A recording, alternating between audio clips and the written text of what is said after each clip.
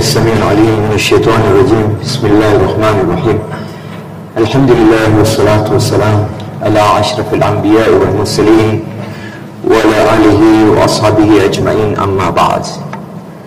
بعد kumshukuru Allah subhanahu wa ta'ala na kumtakia rehema na amani kipenzi chetu bwana mtume Muhammad sallallahu alaihi wasallam, tunaomba Mwenyezi Mungu subhanahu wa ta'ala atupe hidayah katika fikra zetu, ili kusudi yale ambayo yatatoka katika mawazo yangu yawe pia yatakuwa na maana katika fikra yako. Nataka Allah subhanahu wa ta'ala anijalie ukunjufu wa kifua na utulivu wa nafsi, ili kusudi yale ambayo yatatoka katika moyo wangu pia yatapata nafasi katika moyo wako. Namuomba Allah subhanahu wa ta'ala atupe uvumilivu, usikilizi na ufahamu wa yale ambayo tutayazungumza siku ya leo, ili kwanza yanifaidishe mimi na kunibadilisha kuwa mtu bora kuliko vile nilivyo, na kadhalika iwe itakubadilisha wewe kutoka pale ulipo kufika pale ambapo unastahili kufika katika maisha yako. Maisha katika ilmu ijtimaia ama katika sociology yanatafsiriwa kama njia mwanadamu anayohitaji kuifuata kwa mapenzi ya hali ya juu sana, kwa sababu maisha ni mafupi, na ukiyachezea kinachobakia mwisho huwa ni majuto. Ukipenda maisha yako na utayaishi vizuri, lakini ukiyachukia maisha yako, basi kuna hatari ya kuyaishi katika hali ambayo sio ya sawa. Maisha ni adala, na uadilifu wa kwanza ni uadilifu uliofungamana na vitendo vyako mwenyewe, kwamba una uadilifu wa kiakili, kwa hivyo unaufanyia akili kazi kwa kusoma. Una uadilifu wa nafsi, unauchunga moyo wako ubaki kalbu salim, moyo ulio na salama, na unakichunga kiwiliwili chako ili kiwe kitakuwa na afya. Na haswa kiwiliwili ni kitu kinataka kuchungwa katika hali ya juu sana, kwa sababu it is the only vehicle we have to transport ourselves. Ukidestroy this, you have destroyed everything. Mwanadamu akiwa na shida 100, lakini kukitokea tu shida ya afya, zile 100 zote zinakuwa si shida tena, shida inakuwa ni afya. Kwa hivyo ni muhimu kuutunza mwili wetu, ili kusudi uwe ni mwili unaobeba moyo ulio salama, uwe ni mwili uliobeba akili iliyotimia. Ndugu zangu Waislamu, mada yetu leo ni kujaribu kufahamishana, kuelezana, kuelimishana jinsi tungeweza kuishi maisha yenye furaha. Katika saikolojia wanasema you must strive always to be a happy person, because life demands happiness. Minus happiness, you're not living, you're just surviving. Kwamba kuishi na kuwa na furaha ni jukumu, ni fardhu kwetu, kwa sababu bila ya furaha huwa hakuna maisha, unajaribu tu kuishi.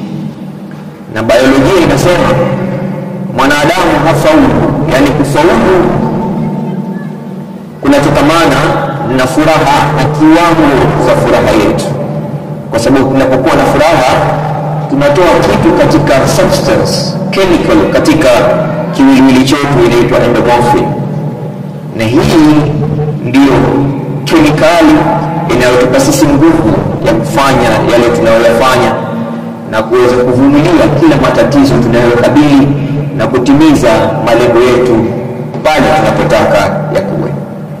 Sheikh al-Islam Ibn Taymiyyah maisha yake aliyaishi kwa dhiki sana, sababu huyu Sheikh wetu ilikuwa yuko ndani na nje ya jela kila wakati, kwa sababu ya utawala ambao ulikuwa unamwogopa kwamba athari yake huenda ukarevolutionize fikra za wao na baadaye wakawa hauheshimu tena utawala kama ule.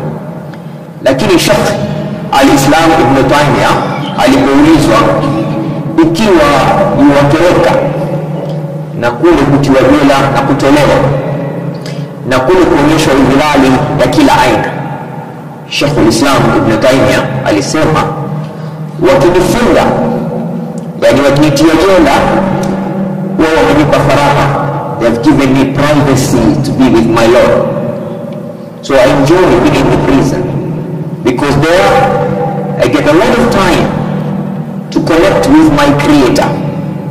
But when they in prison, wakati wamenifunga, wao wananipa nafasi kubwa sana ya kuwa karibu na Allah subhanahu wa ta'ala. Ya pili, Sheikh Ibn Taymiyyah akasema, na wakinivalisha, wakiniua, in case they kill me, basi wamenivisha huja la kuwa shahid, na shahid huwa hana hisabu, akifa anaenda jana moja kwa moja. Wakasema watu maadui zangu lao wataniua, basi wamenipa faida ya kwenda janna bila hisabu. Na ikiwa watanitoa mji, if they will chase me out of the kingdom, basi watakuwa wamenipa fursa ya kutafuta elimu zaidi ya dini yangu na fursa ya kuweza kusomesha kwa undani dini yangu ya Uislamu. Na hivi ndugu zangu, ndivyo takikana tuishi, ili kusudi tusiwe watu wenye dhiki katika nafsi zetu, bali tuwe watu ambao tuna furaha kila wakati, tuna saada kila wakati. Kwa hakika, can somebody switch for me the fans and the lights for a minute? Sheikh Abu Zima kila kitu, taa zote. Can somebody tell me kwa nini fan haizunguki tena? Can somebody tell me why there's deep darkness now? Na fan iko hapa na baadhi ziko hapa. Kwa nini kumekuwa na giza msikitini? Kwa nini fan hazifanyi tena kazi? Wala hapa kitu gani kimefanyika mpaka banka zimeacha kuzunguka na bulb zimeacha kung'ara? Kitu gani kimekoseka? Kitu gani kimekoseka? Bulb haziwaki tena na fan hazizunguki tena. Nini shida? Nini tatizo? Kwa sababu umeme hauendi tena katika banka na hauendi tena katika taa. Na mwanadamu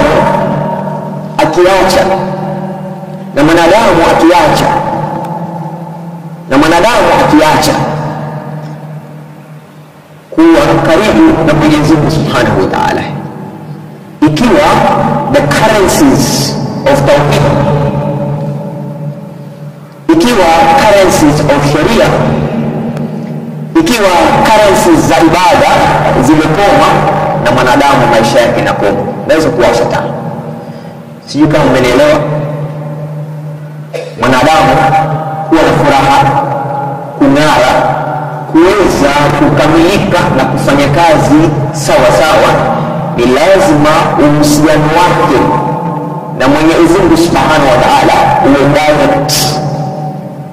Ala bi dhikrillah tatma'innul qulub, kwamba kila wakati wewe unamkumbuka Allah Subhanahu wa Ta'ala, unafanya ibada ya Allah Subhanahu wa Ta'ala, ndio unapata spiritual vitamins, spiritual minerals, spiritual chemicals that nourishes your heart, and unaweza function fully as a human being. The knowledge, yani mithili ya mwanadamu na uhusiano wake na na Mwenyezi Mungu ni mfano wa mti. Mti ukiwa bado uko kwenye ardhi utaendelea kukua na utakupa matunda kila mwaka, lakini mti ule ule ukiung'oa kwenye ardhi, basi ukipatia tu masaa 24 ule mti utakufa. Na mimi na wewe, ikiwa tutacreate block distance kati yetu na Allah subhanahu wa ta'ala, basi maisha yetu hata kama bado tunaishi yanakuwa ni maisha ambayo hayana thamani, na kufikia malengo inakuwa shida sana. Ndugu zangu, hisia za furaha ni hisia za kila mtu, kuanzia mwanzo wa kuumbwa sayari za kiulimwengu na mwanadamu mpaka tutakapokwisha. Kila mmoja wetu yuko katika juhudi ya kupata furaha kwa kila kiwango kinachowezekana, lakini kwa sababu demand ya furaha imekuwa kubwa kwa sababu ya concept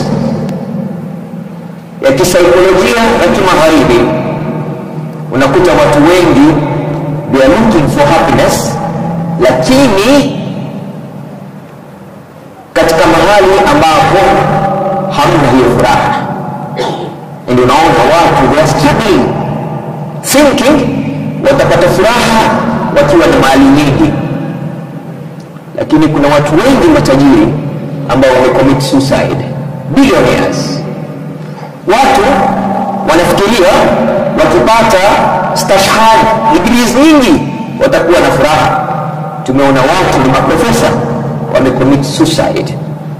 Watu wengine wanafikiria wana furaha ni kuwa na wanawake wanaopenda kwa wingi sana. Kuna watu wana mkasanyiko wa wake lakini bado wamecommit suicide.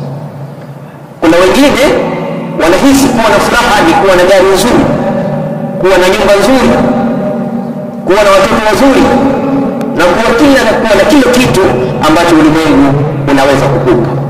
Lakini kuna watu wengi wacommit suicide na wameacha mavillas duniani, lakini wao wamejinyonga. Watu wengine wanafikiri kuwa na furaha ni kwamba wewe una status katika society, lakini kuna watu wengi ambao ni maprince wamecommit suicide. Kuna watu wengi ambao ni watoto wa mawaziri na wamecommit suicide. Kuna watu wengi ambao ni watoto wa ufalme na wamecommit suicide. Sasa ikiwa mambo haya yote hayawezi kukupa furaha, furaha inatokamana na mahali gani? Ndugu zangu, wataalamu wanasema neno furaha au maana ya furaha ama the concept of happiness ni kwamba wewe unaishi maisha ambayo kila ukiyatazama unaona yana natija katika maisha yako na natija katika maisha ya watu wengine. My dear brothers in Islam, the rent we pay for living in this world is to provide services that will make other people better than the person that you are.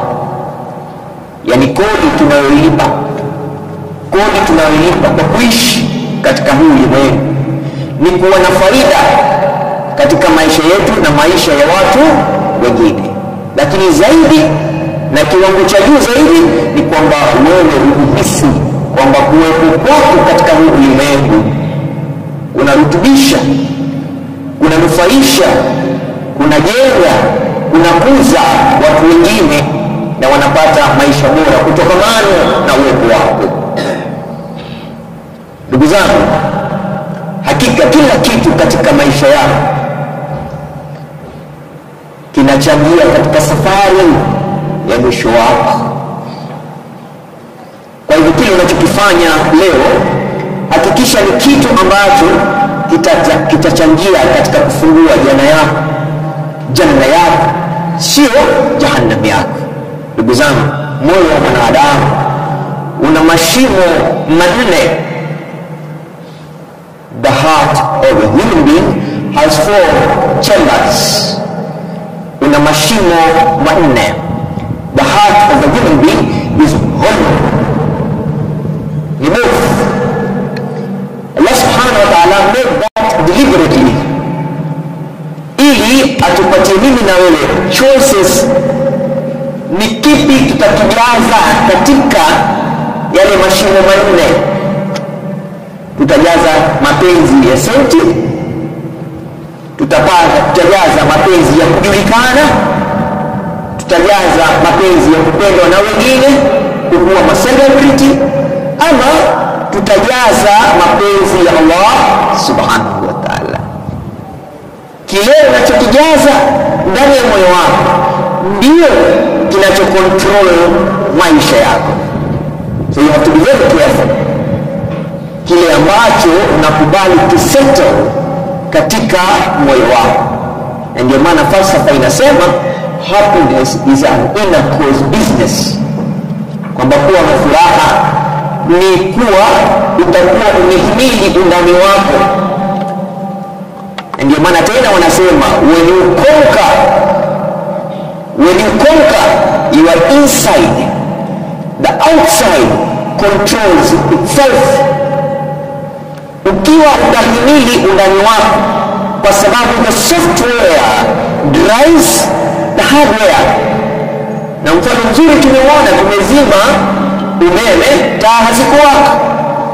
Tumezima umeme, bado hazikufanya kazi. The software, the thing that you cannot see has more power than what you see. Hakuna anayeona umeme, lakini umeme is more powerful than the fire. Umeme is more powerful than the bulb.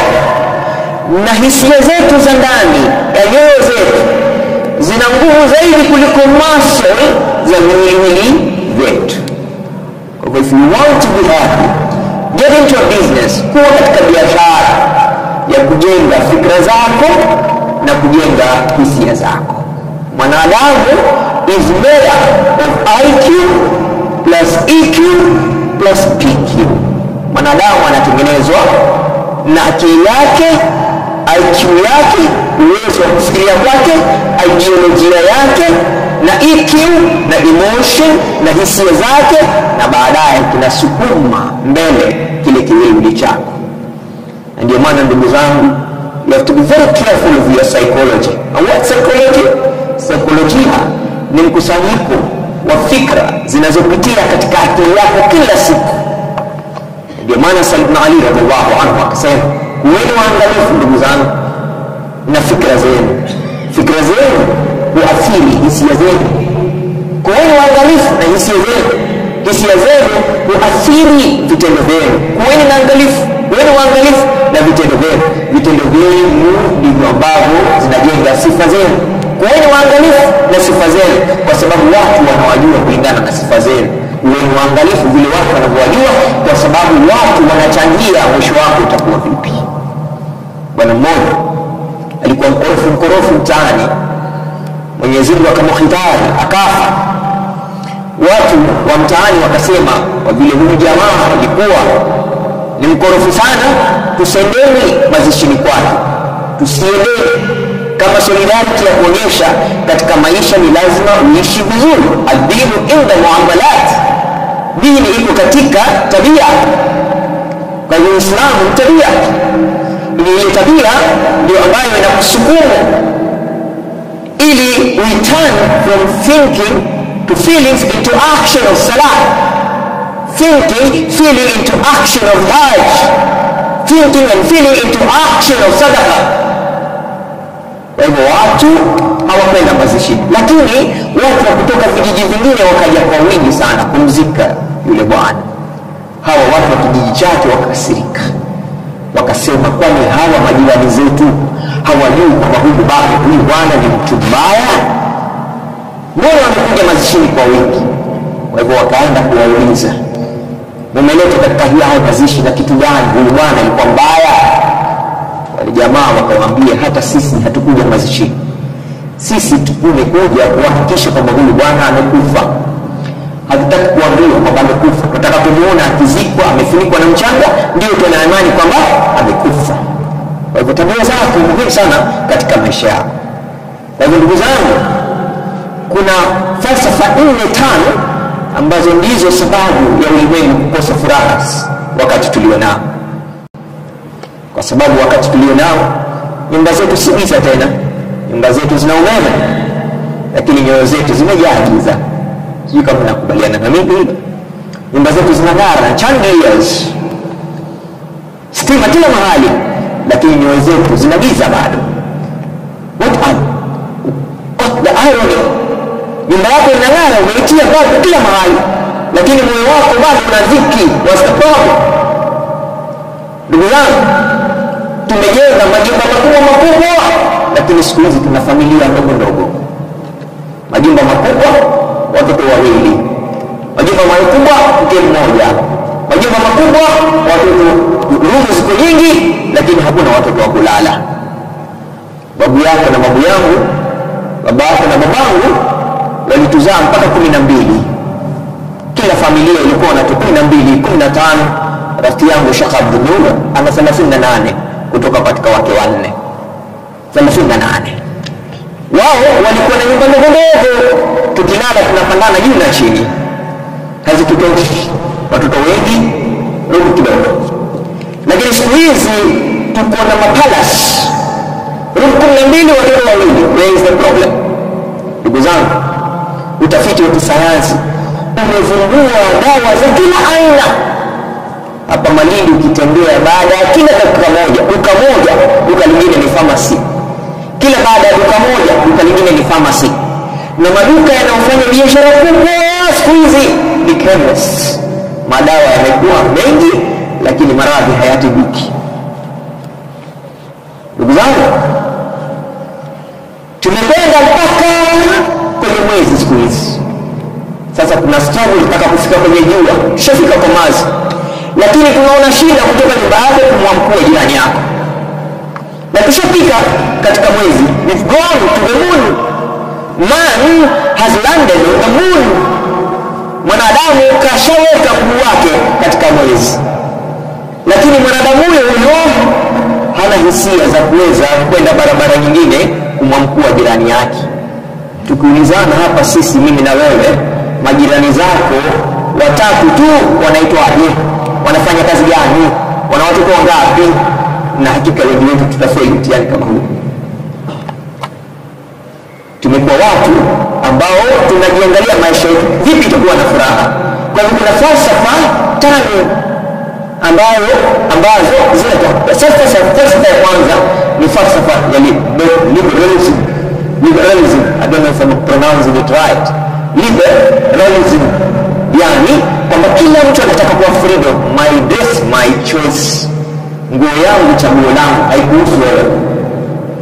Sexuality, vile ninavyotimiza mahitaji yangu ya ngono, chaguo langu, haikuhusu wewe.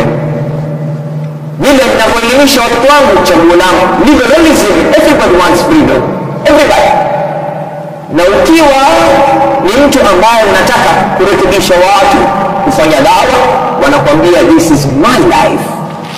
Unfortunately, mara nyingine your own child, ukijaribu kumrekebisha mtoto wako mwenyewe, ulimpigia goti ukamzaa, anakuambia dad, you live your life, I am also living my life.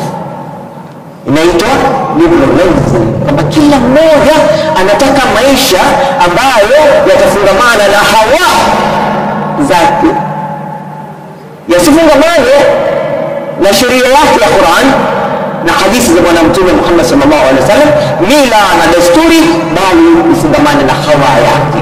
Sasa ikiwa kila mmoja atafuata hawa yake, what kind of happiness do you think we are going to enjoy in our lives? Falsafa ya pili ni individualism. Watu wamekuwa selfish.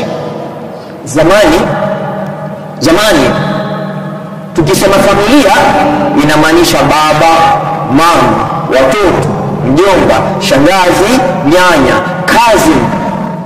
It's your life bro, it's your problem bro. Kila mtu ana shida zake siku hizi. Where do you think we get happiness with that mentality? Where do you think we can get happiness with that attitude? Impossible. Namba ya tatu ni capitalism. Falsafa mbovu sana. Capitalism, life is about profits, nothing more, nothing less. Is how much money you are making, not how many human connections you are creating. Ni wewe unatengeneza pesa ngapi kila siku, sio unajenga vipi uhusiano wako wa kila siku, unaishi vipi na ndugu zako kila siku, unaangalia vipi wazee wako kila siku, unakuza vipi watoto wako kila siku. What you are interested in ni kuangalia ile statement ya banki yako, balance iko vipi kila siku. Capitalism. Na katika kufanya biashara, haufanyi biashara kwa sababu unataka kutoa service kwa binadamu. Unafanya biashara kwa sababu unataka benefit kutoka kwa binadamu. That is called capitalism. Falsafa ambayo inamnyima mwanadamu furaha ya kujihisi kwamba life is more than a shilling, more than a dime, more than a dinar, more than a dollar. Life has more meaning. Ndugu zangu, ya nne ni consumerism. Consumerism ni kwamba kila mtu ataka kununua kila kitu. Nyumba zetu tumezijaza kila kitu iko ndani. Thinking we are going to be happy ikiwa kuna friji tunakunywa maji baridi. Thinking we are going to be happy kwa sababu we have a screen called television, utaosha vipindi. Thinking you will be happy kwa sababu you have a machine you can drive yourself around. Thinking you will be happy because you have everything you need ili kusudi uweze kufunction katika maisha yako. Bad news my friend, my brother. Kuna watu wana hizo zote and they're still sad. I have a friend of mine, nilimsomeshia watoto wake nilipokuwa Nairobi Rasulullah Academy. He has his own investment bank. He has everything. Mwanadamu angetamani kuwa katika maisha yake, lakini he is in depression 100%. Mwizi alikuwa ananiambia yeye huenda kila mwaka kubadilisha gari, lakini mara hii ameamua kubadilisha magari matatu. Akaona raha wakati analipa, anaandika zile cheki, anaangalia yale magari, anasema sasa nitakuwa na furaha. Magari yalipofikishwa nyumbani, inna lillahi wa inna ilaihi raji'un. Ataingia supermarket, atanunua kila kitu, ajaze kile gari. Akitoka tu, subhanallah, everything becomes useless. Anambia Mujahid, for the last 10 years I don't know how the heartbeat of my wife is. She sleeps with the grandchildren, I sleep in my room alone because I get irritated by her presence. Now how do you expect to be happy in life? Ndugu zangu, ya mwisho, the dangerous one, is called feminism. Women don't want to be women again. They don't. Because even when you are married, you don't get the service your grandfather got from your grandmother. You don't. You don't get the service that your father got from your mother. You don't. I want to work and my own money, have my own account, because I'm not sure how long we're going to live together, man. Serious. Kwa hivyo mkeo unaenda kazini na waenda kazini, mkirudi mwakaza moto wali wa jana na sima ya jana na samaki wa jana na mboga za jana. Wewe umeingia, one of my friend, I don't want to mention his name, anaambia Mujahid, imefika hapa sasa. Anambia kwa nini? Mke wangu baada ya kazi kufanya ofisini uzileta nyumbani, akakaa kwenye laptop. Mujahid jana usiku, subhanallah, nilikuwa nina muda. Nilipomwambia mke wangu, anambia I am busy, can't you wait? Na kama waiting Mujahid, ilifika mpaka asubuhi, I'm still waiting. Huyu bibi hakuja. What do I do? Can you advise me? Now how do you advise the person? Feminism. Kwamba now we are equal in the house. Can you imagine that? We are equal in the house. Now if we are equal in the house, who suffers who? Who serves who? Who makes who happy? Kwa hivyo unakuta kwamba yale majukumu kwamba mimi nafanya hivi, mimi naenda kutafuta riski nje, wewe angalia nyumba hamna. One of my students was telling me, sir, I don't even enjoy being at home. Mwambie kwa nini? Asema mamangu kitena chakula chote cha kugona mimi. Kila kitu kesho tuko na mengi. Kwa hivyo ule upishi tulikuwa tukienjoy mama hakuna tena. Kwa holiday hazina raha vile zilivyokuwa zamani. Kwenda nyumbani mama na kutengezea kababu, sambusa, mama now is busy, hana time ya kutupikia. Ndugu zangu, hisia za furaha katika Uislamu, yani saada, ina maana ya ndani zaidi kuliko hisia za furaha mimi na wewe tunazozijua. Saada si sawa na furaha, si sawa. Saada ni furaha iliyojengwa katika moyo wako, and it is everlasting. Yani ni furaha inayokwenda kwa muda mrefu sana, haina expiry date. Na ndugu yangu, furaha kama hii huwezi kupata katika ulimwengu, kwa sababu ulimwengu has an expiring date. Kila mmoja wetu hapa ana expiring date, kila mmoja wetu. Hatujui nani kati yetu hapa yake imekaribia, imebaki wiki moja, siku moja, masaa fulani, hatujui. Lakini kila mmoja wetu ana expiring date. Na furaha ni kitu ambacho kitakikana kisiwe na expiring date. Kwa hivyo furaha ambayo haina expiring date ni furaha gani? Furaha ya jana, sio ile ya jana iliyojaa laana. Lazima ufanye maana katika maisha yako, ndio utafana na baadaye utakubaliwa na Rabbana, kwa sababu wewe unajua kipi kina maana. Bila ya kujua maana ya kuishi, maisha huwa hayana maana. Bila ya kujua, if you don't know why you're living becomes impossible. Ndugu zangu, muone msingi wa furaha katika Uislamu ni kuishi kwa malengo. Na ndio maana Allah subhanahu wa ta'ala katufanyia kazi yake rahisi sana. Wama khalaqtul jinna wal insa illa liya'budun. Ewe mwanadamu, hakika lengo lako la kuumbiwa, la kuwa katika ulimwengu ni kumwabudu Mwenyezi Mungu pekee. Now ibada is a big concept. Now the purpose of living is living a purposeful life. Maana ya kuishi ni kuishi maisha yenye maana. Na maisha yenye maana ni maisha gani? Ni maisha ambayo iko positive. Hii ni area ya psychology mpya sasa hizi. Ulimwengu unajaribu kukuza kwamba kila ukikaa, hata hali iwe ngumu ya aina gani, hata mambo yenye kombo aina gani, hata mambo yale kufika katika kiwango gani, kumbuka ukimtegemea Mungu kila kitu kinakuwa sawa. Man yatawakkal ala Allah fa huwa hasbuh. What's your problem? Nini shida yako? Mwenyezi Mungu akasha promise kwamba wewe kazi yako ni kufanya ibada, kazi yako ni kumtegemea yeye, na furaha itakuja.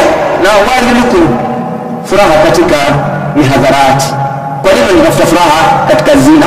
Kwa nini unatafuta furaha katika mali ya kupata kwa njia za haramu? Kwa nini? Na Mwenyezi Mungu akasema ukitaka furaha basi mtegemee Mungu, kila kitu kitakuwa sawa. Hakika lengo letu ni kujenga umoja wetu. Wahtasimu bihablillahi jami'an wala tafarraqu. Ukitaka kujua raha ya kuwa katikati ya watu unaowajua, tembelea nchi ya kigeni, alafu ghafla bila mvua ukutane na mtu anayezungumza lugha kama wewe, utafikiri kama umepewa jaha kubwa sana. Uko London, ghafla umekutana na watu 5-6 wanazungumza Kiswahili. Subhanallah, ameona. Mara nyingine ukiwa hapa huwezi kuhisi jambo kama hilo. Nenda Uchina kule, alafu ukutane na mtu subhanallah kutoka Bogoni kutoka Mtangani. Subhanallah. Unity. Wahtasimu bihablillahi jami'an wala tafarraqu. Ndugu zangu, purpose ni kuwa na uhusiano ambao unaleta maana katika maisha yetu. Purpose ni kuwa na subra. Inna Allaha ma'as sabirin. Kwamba Mwenyezi Mungu anapenda wale wenye subra. Purpose ni kuwa na optimism, yani yakini kwamba mimi sijaribu kuishi, mimi ninaisha. Purpose ni kuwa empowered, kwamba wewe unajikuza kila siku. Hakuna kitu kinachoudhi moyo wa mwanadamu kama kila ukisimama mbele ya kioo unajikuta ni mtu yule wa jana. Haujaongeza lolote, haujaongeza elimu, haujaongeza uchumi, haujaongeza mahusiano mazuri, haujaongeza afya yako. Wewe ni vile ulivyokuwa kuanzia miaka 10 iliyopita. No growth. Amna growth. Basi utawezaje kuwa na furaha kama hujioni kwamba wewe unakuwa. Ndugu zangu, kwa sababu ya wakati, chimbuko la furaha kwa mwanadamu limejengwa katika mambo matano. Jambo la kwanza ni kwamba maisha yako yawe unayaishi kwa kumleta na kumridhisha Allah subhanahu wa ta'ala. Ala bidhikrillah tatma'innul qulub, moyo hautulii mpaka ukaribishwe na Allah subhanahu wa ta'ala. Moyo hauwi na saada mpaka uwe karibu na Allah subhanahu wa ta'ala. Moyo hausafishiki mpaka uwe karibu na Allah subhanahu wa ta'ala. Moyo haumatiliki mpaka uwe karibu na Allah subhanahu wa ta'ala. Moyo haukui mpaka uwe karibu na Allah subhanahu wa ta'ala. Moyo hauchukui isipokuwa yale aliyosema na kuyafundisha Mwenyezi Mungu na Bwana Mtume Muhammad sallallahu alaihi wasallam. Kwa hivyo kama wataka furaha, fungua kifua chako, umkaribisha Allah subhanahu wa ta'ala katika maisha yako, na kila kitu chako kitakuwa na mashiko na utafikia malengo yako. Chochote kile ambacho wataka utakipata, kwa sababu wewe sasa injini yako inafanyiwa service na oil ya Allah subhanahu wa ta'ala. Ndugu zangu, ya pili ni kwamba tuwe watu ambao tunajenga uhusiano wa kifamilia. I can tell you 30% in the world, 30% of the population in the world, asilimia 30 ya binadamu wanaoishi saizi katika ulimwengu, they suffer from loneliness.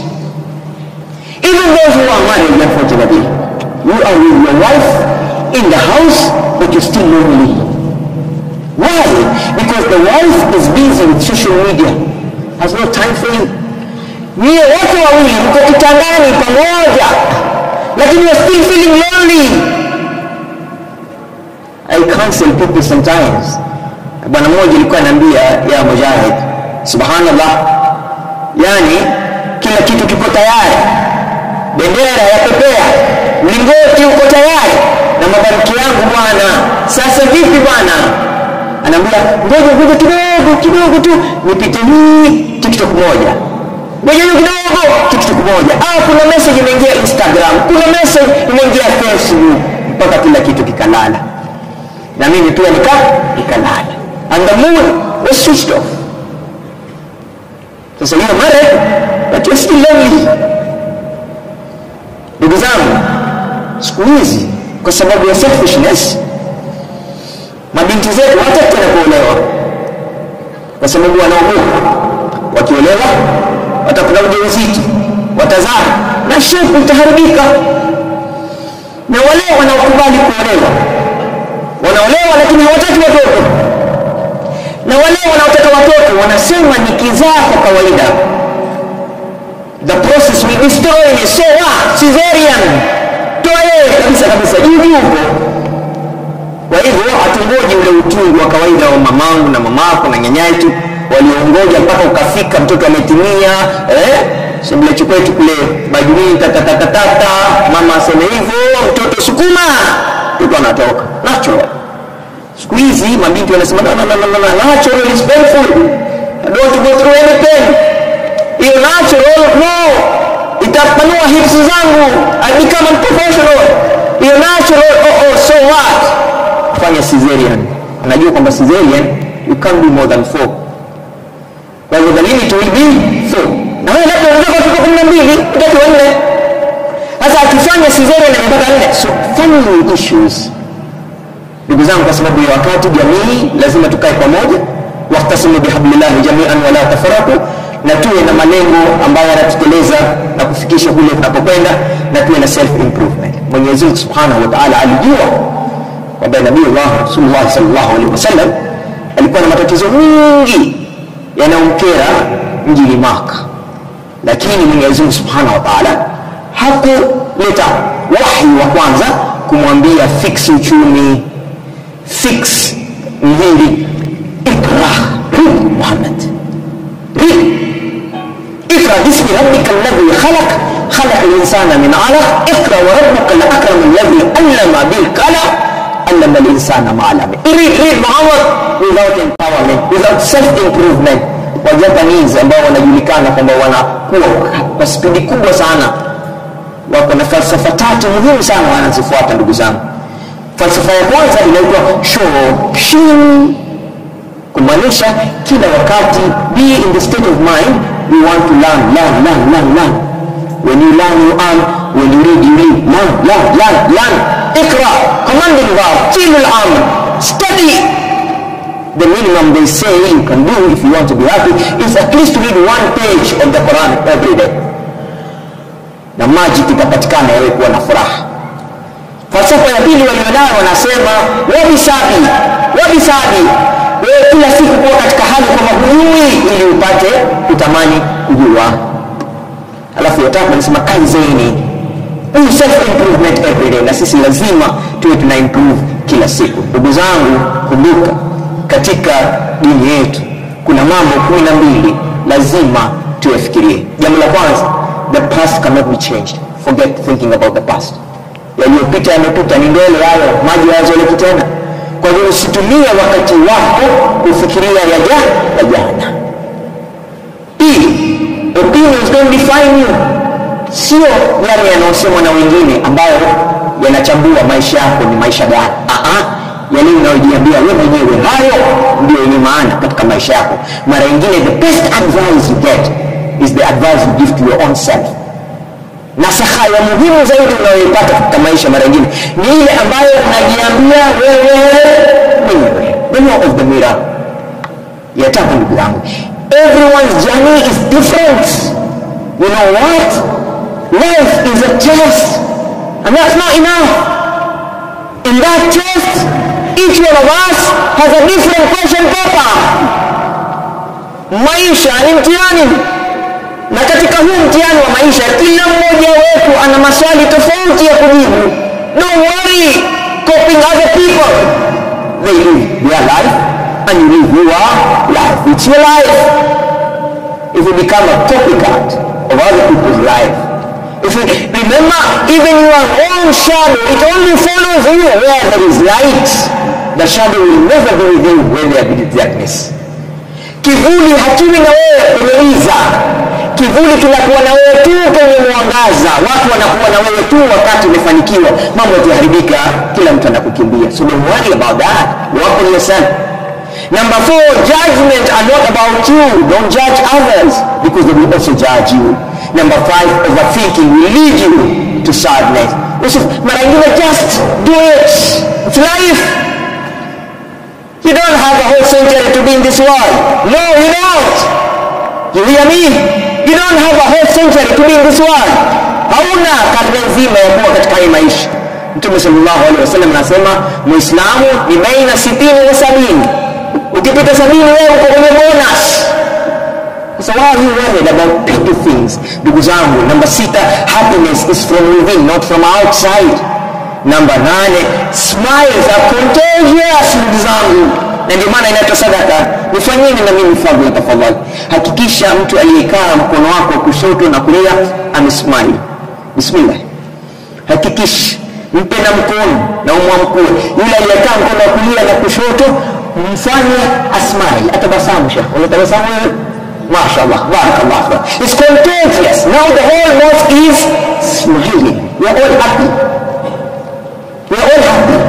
Kwa hivyo ni lazima tuwe watu ambao tunatimiza hii sadaka ya kutabasamu kila wakati. Ndugu zangu, kindness is free. Ukarimu ndio lugha pekee yake ambayo kiziwi kusikia na kipofu kuona. Be kind. Now if you are kind to yourself, you will never do anything bad to you and you never do anything bad to others. Number 10, it's okay to let go. Move on. Na rafiki yangu mpaka sasa kuna struggle shekhe. Kamwacha mkewe miezi 6 iliyopita na mpaka sasa bado hajaweza kumsahau. Mara wangu walio tu. Inna lillahi wa inna ilaihi rajiun. Mara simu inakupiga Mujahid, wallahi nimekumbuka vile alivyokuwa akinipa chai ya saa 10. Sasa umeenda. Tufanye hivi. Mwenye kaamua ameenda. Is that the end of the world? Katika maisha kuna 5,000 lazima live, learn, love, leave legacy, and the most important one is the 5th one, let go. Mapenzi hayanunuliwi. Let go, learn to let go. Hali zinabadilika. Leo uko juu, kesho uko chini. Leo kuna mvua, kesho. Don't be fixated. Usiwe mtu ambaye opinionated, anafikiria pande moja, fikiria kote kote. Is a coin, it has two sides. Kuna wakati utakuwa na raha, kuna wakati utakuwa na shida. Ndugu zangu, what goes around comes around. Katika psychology tunaita hii law of karma.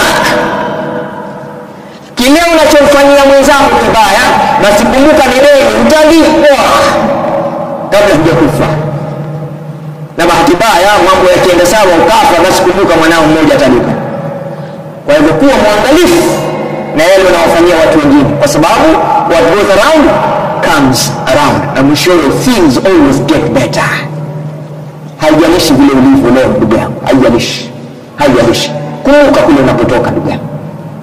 Ulikuwa katika uzao wa mama Isa, harufu mbaya, very small place, you survived there 9 good months. The journey of coming to this world, oh my God, as the doctors they will tell you, risky. Some don't make it, you manage. Some don't make it.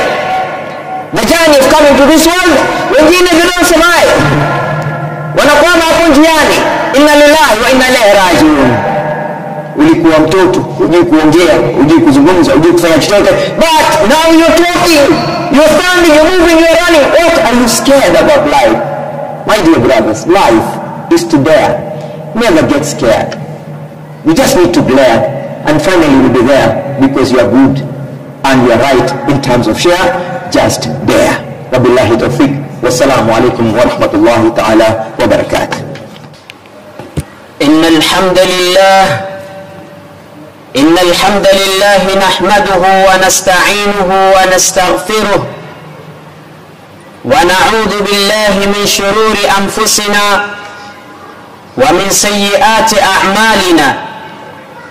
من يهده الله فلا مضل له ومن يضلل فلا هادي له.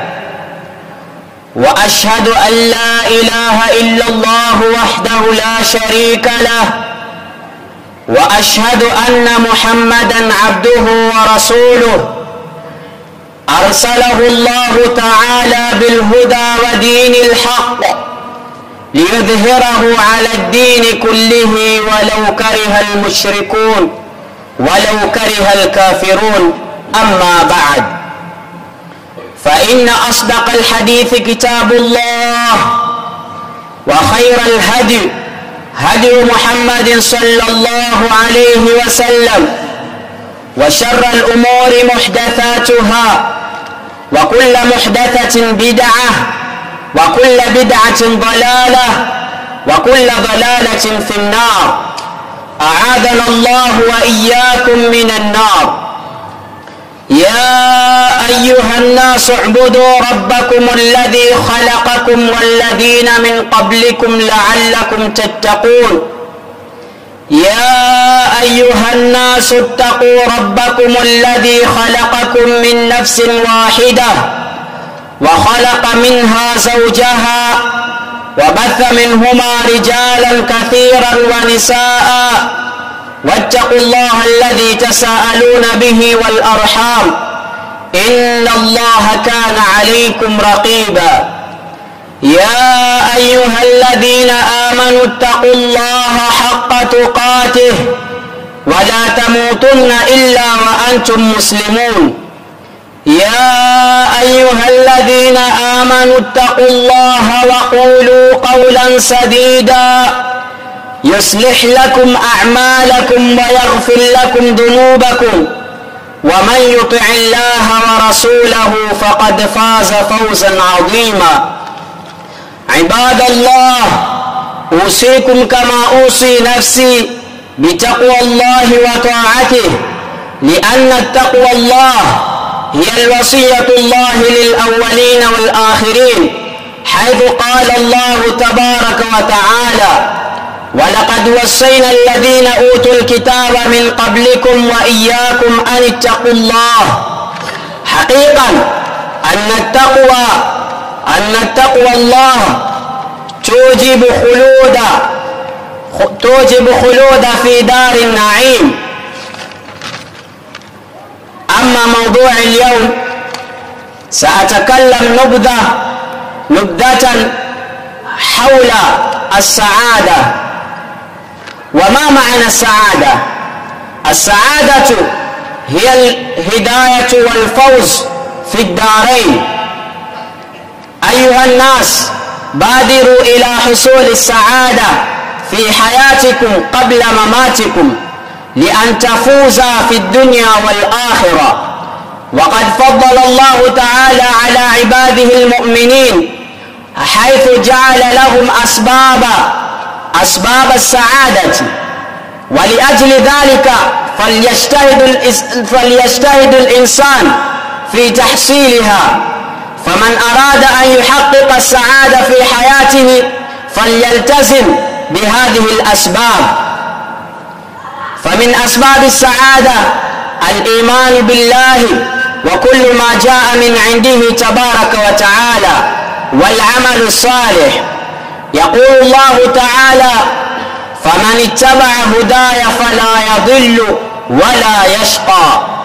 قال ابن عباس رضي الله عنهما في هذه الآية: تكلف الله لمن اتبع هدى الله أن لا يضل في الدنيا ولا يشقى في الآخرة، بل يكون مهتديا. وبقول الله تعالى: ومن أعرض عن ذكري فإن له معيشة ضنكا ونحشره يوم القيامة أعمى. ومن أسباب السعادة إكثار ذكر الله تعالى وقراءة القرآن.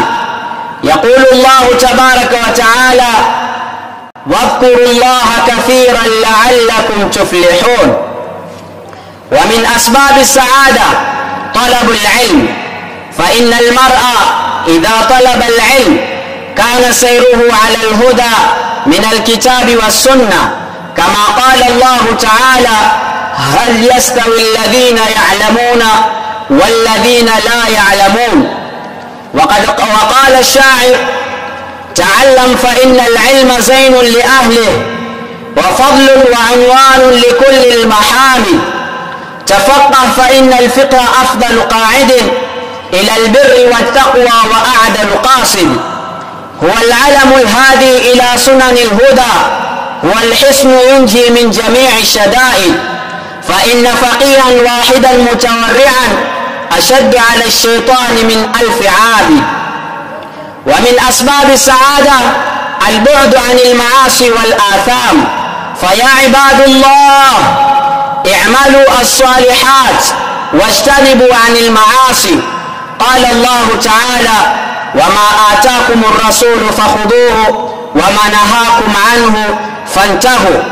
وعن أبي هريرة رضي الله عنه قال رسول الله صلى الله عليه وسلم: 7 يظلهم الله تحت عرشه يوم لا يظل إلا ظله: رجل قلبه متعلق بالمساجد، ورجل دعته امرأة ذات منصبة ومال وجمال فقال: إني أخاف الله.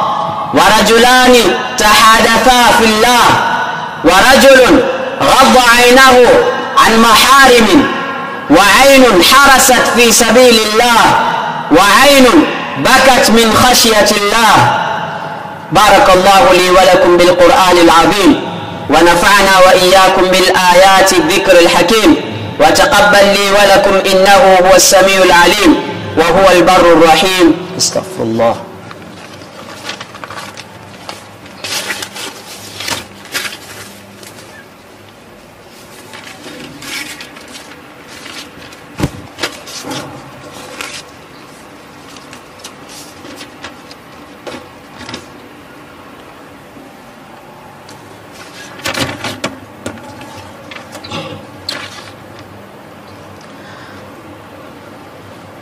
الحمد لله على إحسانه، والشكر له على توفيقه وامتنانه، وأشهد أن لا إله إلا الله وحده لا شريك له تعظيما لشانه، وأشهد أن محمدا عبده ورسوله الداعي إلى رضوانه، صلى الله عليه وعلى آله وأصحابه وبارك عليه وسلم، ومن احتفى أثره واستنى بسنته إلى يوم الدين، وسلم تسليما كثيرا. أما بعد، أيها المسلمون، اعلموا أن مقياس السعادة هو الإيمان بالله تعالى وما يتعلق به، والتقوى الله تعالى وطاعته. اتق الله حيثما كنت، وأتبع سيئة حسن تمحوها، وخالق الناس بخلق حسن. الحديث. وأوصيكم أيضا كما أوصي نفسي بتقوى الله تعالى وطاعته. والله تعالى يقول: وبقوله يهتدي المهتدون.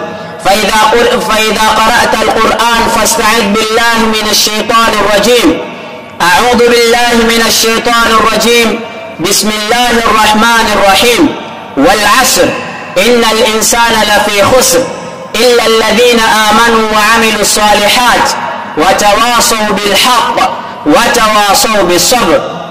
إن الله وملائكته يصلون على النبي يا أيها الذين آمنوا صلوا عليه وسلموا تسليما. اللهم ارضى عن الأربعة الخلفاء الراشدين، هم أبو بكر الصديق وأمير المؤمنين سيدنا عمر بن الخطاب، وسيدنا الأمين وسيدنا الإمام ذو النورين عثمان بن عفان، وعلى أسد الله الغالب إمام المشارق والمغارب سيدنا علي بن أبي طالب، وعلى بقية أصحاب رسول الله أجمعين. اللهم أكرمنا ولا تهنا، وزدنا ولا تنقصنا، وكن لنا ولا تكن علينا يا رب العالمين. اللهم ارزقنا الزهد في الدنيا الفانية، وارفع منازلنا في جنة عالية قطوفها دانية، واجعلنا ممن ينادى غدا في دار الباقية: كلوا واشربوا هنيئا بما أسلفتم في الأيام الخالية. اللهم اغفر للمؤمنين والمؤمنات والمسلمين والمسلمات الأحياء منهم والأموات، إنك قريب مجيب الدعوات برحمتك يا أرحم الراحمين. عباد الله، إن الله يأمر بالعدل والإحسان وإيتاء ذي القربى وينهى عن الفحشاء والمنكر والبغي، يعظكم لعلكم تذكرون. فاذكروا الله العظيم الجليل يذكركم، واشكروا نعمه يزدكم، ولذكر الله أكبر، والله يعلم ما تصنعون.